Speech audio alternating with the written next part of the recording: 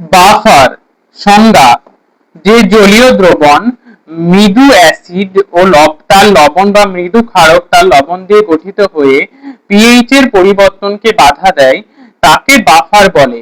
উদাহরণ হিসেবে বলা যায় যে বহিঃকোষীয় তরলের bicarbonate buffer, phosphate buffer, protein buffer ইত্যাদি।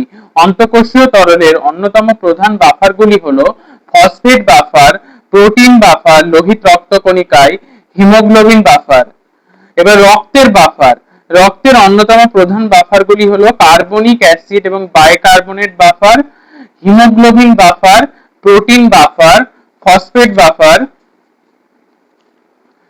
কার্বনিক অ্যাসিড বা বাইকার্বনেট বাফার: রক্তের পিএইচ নিয়ন্ত্রণে এই বাফারটি মুখ্য ভূমিকা পালন করে।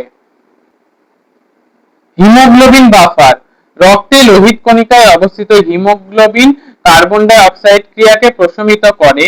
ডিঅক্সি হিমোগ্লোবিনের মৃদু অ্যাসিড হওয়ার জন্য অক্সি হিমোগ্লোবিনের থেকে হাইড্রোজেন আয়ন গ্রহণ করতে পারে।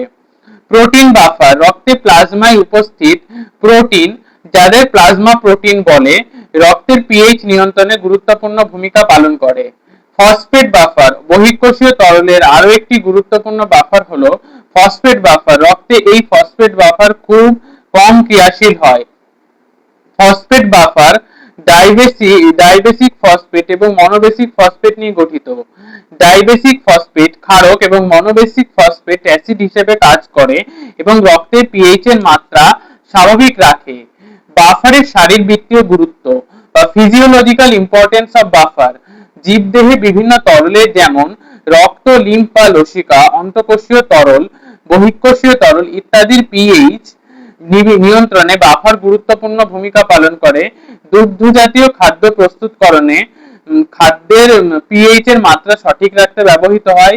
মৃত্তিকার পিএইচ নিয়ন্ত্রণে বাফার গুরুত্বপূর্ণ, কারণ বীজের অঙ্কুরোদ্গম এবং উদ্ভিদের বৃদ্ধিতে বা পিএইচ বজায় রাখা খুব প্রয়োজনীয়।